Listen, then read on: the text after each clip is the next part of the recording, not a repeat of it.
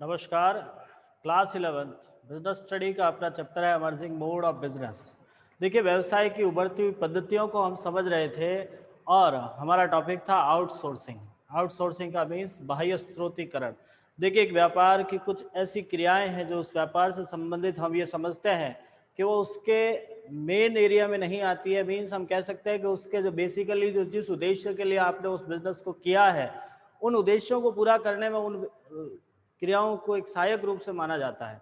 हम कह सकते हैं कि ऐसी कुछ क्रियाएं, ऐसी कुछ कार्य हैं जो उस बिजनेस का मेन वर्क नहीं मानकर उसका अल्टरनेटिव वर्क मानते हैं। उन कार्यों को हम किसी अनदर पर्सन से कराते हैं, वही हमारे लिए आउटसोर्सिंग कहलाता है। देखिए, हमने अपनी पिछली क्लास में आउटसोर्सिंग का मीनिंग समझा था, आउटसोर्सिंग के एडवांटेज देखे थे, आउटसोर्सिंग की नीड्स समझी थी कि हमारे पास क्यों आवश्यक है एक प्रकार से बाह्य स्रोतीकरण।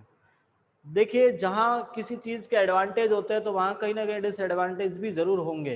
कहने का मीन्स हमारा ये है कि जब हमारे पास कुछ फ़ायदे हैं तो नुकसान भी ज़रूर उसके होते हैं। तो आज हम समझते हैं आपके कंसर्न ऑफ आउटसोर्सिंग मीन्स आपके जो बाह्य स्रोतीकरण का सरोकार कह सकते हैं हम इसको, एक प्रकार से दोष हैं, कमियां हैं ये। अपना फर्स्ट पॉइंट आता है कॉन्फिडेंस।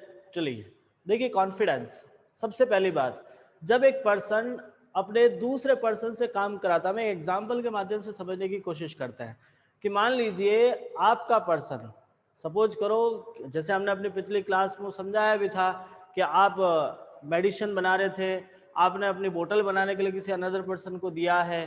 ठीक इसी प्रकार से मान लीजिए आपके एक बिजनेस है, आप अपना प्रिंटिंग का जितना भी काम होता है, जो भी जेरोक्स निकलवानी है या बिल प्रिंट करवाने हैं या कैटलॉग बनवाने हैं, कोटेशन तैयार कराना है, वो सारा का सारा प्रिंटिंग का काम मान लीजिए आप एक किसी दूसरे व्यक्ति को देते हैं और वो आपके दुकान के नियरेस्ट उसकी एक छोटी सी दुकान है और वहाँ वो काम कर रहा है। देखिएगा, मान लीजिए आपने अपना सारा प्रिंटिंग वर्क उसको दिया हुआ है, वो प्रिंट कर रहा है, और उसी बीच अपना कॉम्पिटिटर वहाँ पहुँच गया। क्योंकि जो काम आप कर रहे हो जरूरी नहीं कि पूरे मार्केट में आप अकेले ही कर रहे होंगे, आपके कॉम्पिटिटर भी बहुत सारे होते हैं। और बाय दी वे यदि आपका कॉम्पिटिटर उस पर्सन के पास पहुंच गया, उसने उसको 100 रुपये पकड़ा दिया और आपकी सारी फाइलें उठा दी, एक प्रिंट निकाल के वो चला गया, आपकी सारी पॉलिसी उसने फॉलो कर दी, तो कहीं ना कहीं हमें लॉस हो सकता है। तो हमें हर समय मन में ये थोड़ा सा डर रहता है, हम कॉन्फिडेंसली अपना काम किसी को नहीं दे पाते हैं। हम ये मन में विचार करते हैं कि कहीं ना कहीं उसने इस बात को किसी और व्यक्ति को दे दिया तो हमारे लिए नुकसान होगा। हमारी जो इंटरनली जो पॉलिसीज है, जो जिस मेन वर्क जिस पर हम काम कर रहे हैं, वो कई लोगों तक पहुंच गई, हमारे कॉम्पिटिटर तक पहुंच गई, तो हमें काफी नुकसान झेलना पड़ सकता है। तो ये कॉन्फिडेंस लेवल लो होता है जब किसी पर्सन, आउटसाइडर पर्सन को जब हम काम देते हैं। एक सिंपल सी बात है, जैसे एक अकाउंटेंट को आपने अपने बिजनेस के पूरे अकाउंट्स दिए हैं, सारे आप डेटा उसको दे रहे हो, तो मन में एक डर सा रहता है कि यार मैं इसको दे तो रहा हूँ, पता नहीं इसने उसका गलत यूज कर दिया। तो गलत यूज मीन्स अपने कॉम्पिटिटर को वो सारी चीजें बता दी तो कहीं ना कहीं हमें नुकसान होने के चांसेस रहते हैं। तो हम इसे समझते हैं, हमारे लिए मन में एक डर है कि कहीं अपनी इंफॉर्मेशन अपने किसी अनदर पर्सन को न मिल जाए, इसी बात को हमारे मन में डर रखते हुए एक प्रकार से इसको एक दोष का रूप माना गया है। सेकेंड पॉइंट आता है स्ट्रीट शॉपिंग। देखिए, स्ट्रीट शॉपिंग क्या होता है, जितने भी आउटसाइडर पर्सन है, मतलब आउटसोर्सिंग है। आउटसोर्सिंग का मीन्स हमारे पास ऐसे लोग आते हैं जो डेवलपिंग कंट्री से हो, मीन्स जिनका अभी पूर्ण रूप से विकास नहीं हुआ है। आप देख सकते हो कि आपने देखा होगा जो लेबर वर्क आती है, जो लेबर आते हैं, वो हम डेवलपिंग एरिया से लेकर आते हैं जहां मतलब प्रॉपरली सुविधाएं नहीं है। आज आपने देखा होगा भारत के कई ऐसे स्थान है जहां से लोग दूसरे जगह पर जाके काम कर रहे हैं। आज आपने देखा होगा बिहार से लोग लेबर बहुत सारी आ जाती है। कारण क्या है, वहाँ पॉपुलेशन ज़्यादा है, प्रॉपरली उनको वर्क नहीं मिल रहा है, तो वो सस्ती दर पर भी यहाँ आ जाते हैं, सस्ती दर पर वो काम कर रहे हैं। पूरी की पूरी फैमिली यहाँ सेटल हो जाती है, पूरी की पूरी फैमिली आके यहाँ काम करे, घर में 4 मेंबर है, चारों ही 4 लेबर वर्क कर रहे हैं। देखिए, एक लेबर को आपने काम करते देखा होगा, उसकी खुद की कोई स्किल डेवलप नहीं होती है। आपने कहा ये खड्डा खोदो, यहाँ से मिट्टी उठा के वहां रख लो, बस वो इतना ही काम करेगा जितना आपने उसको बताया है। और सिंपल सी बात है, ये काम तो उसको करना आता ही था भाई। एक कॉमन सी बात है कि जो काम करने के लिए वो आपके पास आया है वो तो उसको आता ही था और आप उसको वही काम कराते हो। हमेशा वही काम करता है, तो उसकी जो एफिशिएंसी बिल्डअप होती ही नहीं है। मीन्स उसके जो अंदर की जो कौशल है, जो स्किल है, वो डेवलप नहीं होती है, और हम होने भी नहीं देते। हम उसे नया काम करवाते ही नहीं है। हमें लगता है ये कुछ नया सीख रहा है, उसे हटा देंगे, दूसरा सस्ता व्यक्ति ले आएंगे। एक आप लोगों ने भी नोटिस किया होगा इस चीज को कि जहां तक अब आजकल देखने की बात आ रही है कि ऐसा जो रिमोट एरिया है वहीं से लेबर पकड़ पकड़ के हम लेके आ रहे हैं। आज हम राजस्थान की बात करते हैं तो राजस्थान के कुछ ऐसे एरिया भी हैं जहां अपने पास में उनके पास प्रॉपरली फैसिलिटी नहीं है। जैसे आप देख लीजिएगा उदयपुर है, या जो मतलब बैकवर्ड एरिया है, वहां से हम लेबर पकड़ के लेके आते हैं। लेबर लेके आगे लेबर से लेबरिंग का काम करवा रहा जा रहा है, उसे एक फिक्स पेमेंट दिया जा रहा है, कम सैलरी में भी। क्योंकि आप देखोगे कि जो प्रॉपरली जो स्किल डेवलप्ड पर्सन आएगा, जिस मतलब एक नॉलेजेबल पर्सन आता है, तो वो ज्यादा पैसा लेता है। लेकिन हमने एक ऐसे व्यक्ति को लेके आ गए हैं जो बिल्कुल जानता भी नहीं है, ठीक है, उसको जैसा हम बताएंगे वैसा काम कर लेगा, तो हम मिनिमम कॉस्ट में हमको व्यक्ति अवेलेबल हो जाते हैं। और दूसरी बात, वो खुद का डेवलपमेंट उनका हो ही नहीं पाता, हम उनको जो काम दे रहे हैं वही काम किए जा रहे हैं वो। तो एक प्रकार से हम ये कह सकते हैं कि सेट शॉपिंग हो रही है, उनके परिश्रम की खरीदारी की जा रही है। हाँ, नेक्स्ट आता है अपने पास में तीसरा पॉइंट है इथिकल कंसर्न, नैतिक सरोकार। देखिए इथिकल कंसर्न बहुत अच्छा पॉइंट है, एग्जाम के पॉइंट ऑफ व्यू से आपके लिए बहुत ही ज्यादा इंपॉर्टेंट रहता है, कई बार एग्जाम में पूछा भी गया, नेक्स्ट आने के चांसेस पूरे हैं। इथिकल मतलब नैतिकता है। एक आप लोगों ने सुना होगा नीति, एक नीति शास्त्र जिसको कहते हैं। हम सब मानव हैं, हम सब ह्यूमन बींग्स हैं, इंसान है, और इंसान के अंदर एक भावना रहती है जिसको इंसानियत कहते हैं। इंसानियत का मीन्स अपना दर्द सामने का दर्द माना जाता है, या सामने वाले का दर्द अपना दर्द समझते हैं। और ये जो इंसानियत है उसी के आधार पर हमारे बहुत सारी चीजें टिकी रहती हैं। देखिए जो अपने कुछ लेबर एक्ट बन रखे हैं, अपने भारत में कुछ लेबर एक्ट बने हुए हैं, तो हमारे यहाँ पे एक सिस्टम ये रहता है, हर व्यक्ति, चाहे आप हो मैं हो, हर व्यक्ति यही सोचता है कि मुझे कम से कम एक्सपेंसेज में अच्छे से अच्छी फैसिलिटी प्राप्त हो जाए। मीन्स आप खर्चा कम करना चाहते हो और सुविधा ज़्यादा लेना पसंद करते हो। हमारे पास जो लेबर आता है, आउटसोर्सिंग पर्सन से आप बुला रहे हो, जो आउटसोर्सिंग आ रहे हैं, जो आउटसाइडर पर्सन है, वो कुछ ऐसे लोगों को हायर कर लेते हैं जिनकी कंडीशन नहीं है काम करने की, फिर भी वो करते हैं। फॉर एग्जाम्पल आपने देखा होगा कई औरतें काम करती, लेडीज वुमेन जो लेडीज वर्कर होती है, कई चाइल्ड वर्क भी होते हैं। आपने देखा होगा छोटे छोटे बच्चे काम करते हैं। वैसे अपने छोटा बच्चा काम नहीं कर सकता है, हम भी जानते हैं ये सारी चीजें कि लेबर एक्ट के अंदर इसको हमें परमिशन नहीं मिलते, लेकिन फिर भी लोग कर रहे हैं।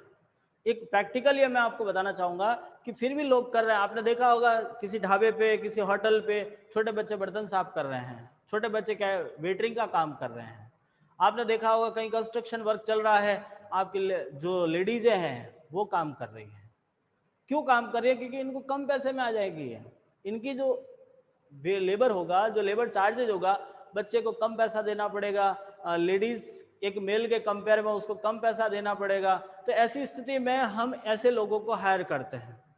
जो आउटसोर्सिंग पर्सन है वो ऐसे लोगों को हायर करेगा, तो वो कहीं ना कहीं एक प्रकार से नैतिक सरोकार का रूप माना जाता है, नॉट इथिकली सेटिस्फिकेशन मिलता है हमको।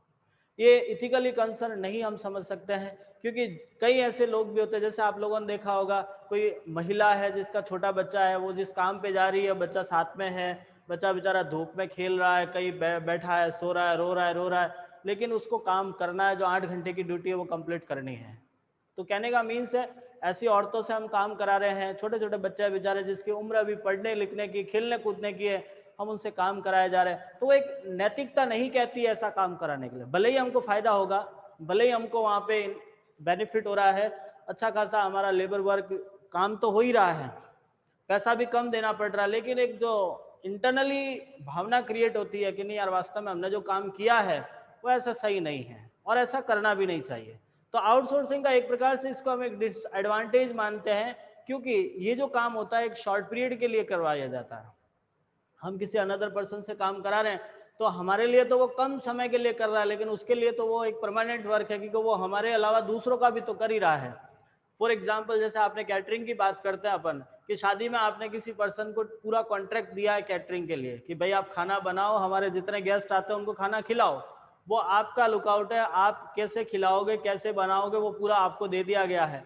अब उसके अंदर आप देखोगे तो कई छोटे छोटे बच्चों को आपने वेटरिंग पे लगा रखा है उस बंदे ने, कई औरतों को काम पे लगा रखा है। तो ऐसी स्थिति में हम ये समझते हैं कि अपना काम तो हो गया, एक कम पैसे में भी उसने कर लिया, लेकिन जो बच्चे और जो औरतें हमारे सामने काम कर रही है उनकी स्थिति नहीं है ऐसा ये काम करने के लिए, उनकी ये कंडीशन नहीं है, वो बेचारे मजबूर है इसलिए वो काम कर भी रहे हैं। तो हमें कुछ ऐसा समझना चाहिए, हमें कुछ इस तरह की भावना रखनी चाहिए कि हाँ इसको थोड़ा सा अवॉइड किया जाए।